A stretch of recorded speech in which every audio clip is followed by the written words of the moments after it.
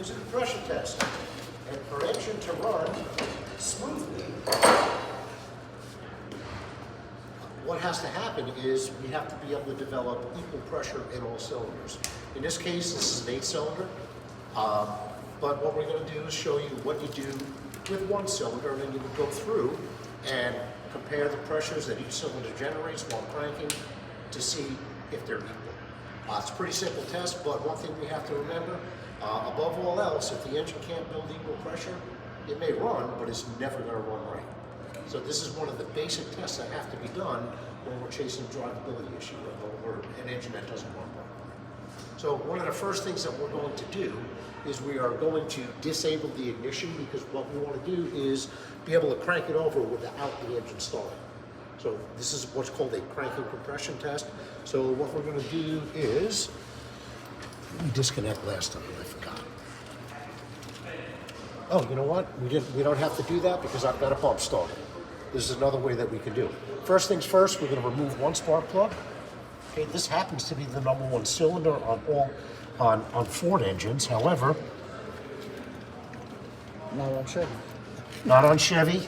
Actually, Ford is the only one that it's not. Your wire came apart. Uh-oh. That's what happens when you buy plug wires on Amazon. Yeah, parts quality is a thing. All right, so we're going to grab our extension. What about you, man? You take that plug out? Me? Yeah, you. Yeah. You just happen to be right there. All right.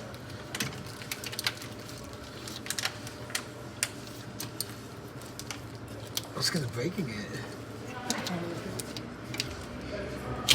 Oh, there you go.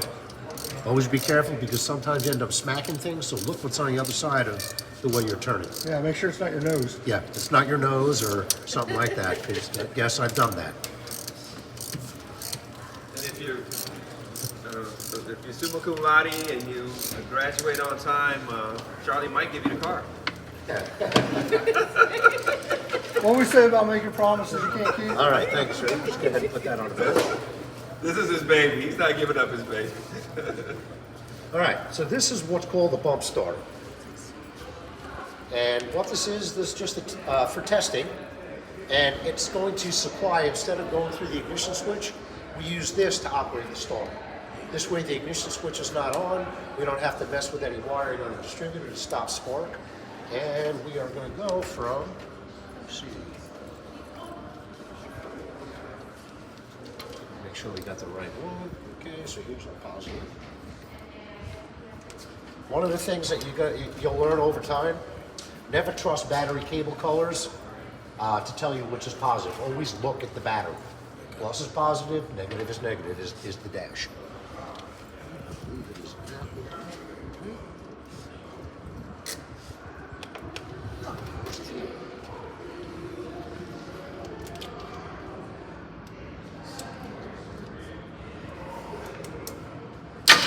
Go. All right, so all we did is just bypass the whole ignition system, and now we can control the starter with that switch. All right. So we got two potentially interested in auto, right? And we One is welding. one welder. All right. We got a welding demo too for you. So. All right, so here's our compression tester set. This is pretty universal. All right, it works on a whole bunch of different gasoline fueled vehicles, and we have adapters for all sorts of different spark plug sizes. We have to pick the appropriate adapter, and that's real easy to do.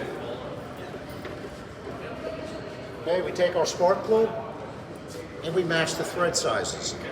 Okay, we want to make sure that the threads line up. You see how they lay into each other? Okay, and we also want to make sure that the tester is not longer than the spark plug. Why is that? Because what could happen if it'll stick too far down inside, and when the piston comes up, it could hit it. And we could potentially do some pretty nasty damage. It's your turn. Go ahead and thread that in that first spark plug hole.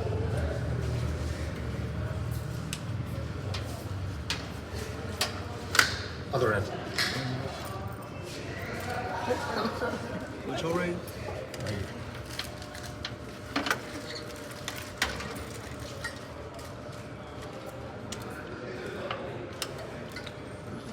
Thing about spark plug holes is sometimes the angle and where they're at, it makes them a little weird trying to get stuff started in them. Sometimes impossible.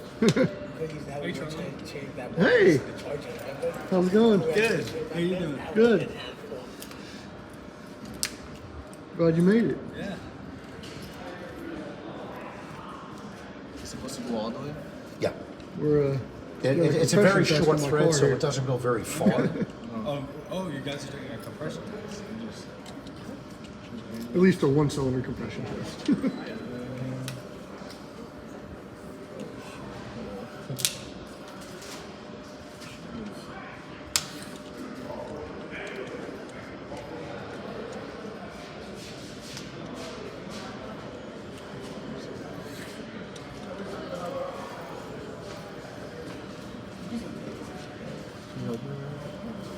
Let's double check.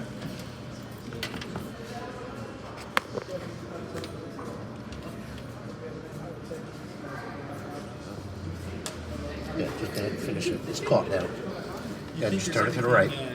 Along with having too high of a compression. So I did a compression test on my car quite a while ago, and so the readings were far better. Yep, just hand tight. That's all you need, just like that. Good enough? All right, so we got our If the pressure gets too high, it can damage head bolts and gaskets. So a lot of times if you do anything that builds too much compression, This just you might hooks need on to here like so. Stud the heads instead of having head bolts, you have studs.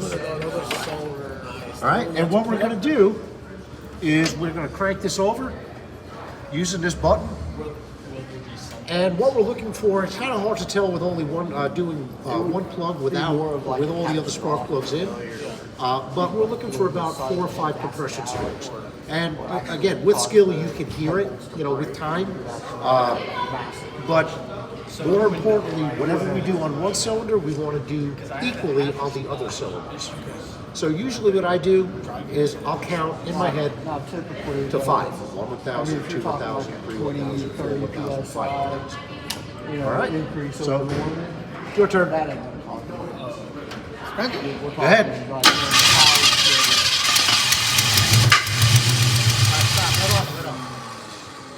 That should not happen. All right, let's take that off. All right, do it again.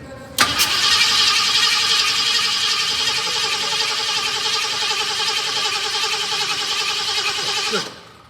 All right, so what happened is we end up with about 120, which normally we would look up a spec and compare it to the spec to see where we're at. Okay, I know through experience that 120 for an engine like this is perfectly acceptable, but more so than not, we would test all of the cylinders and make sure that they're within a certain percentage, usually about 10% you got from each something other. sparky to show us. If we got 10%, then we're in good shape. All right, so that's how we would do a compression test.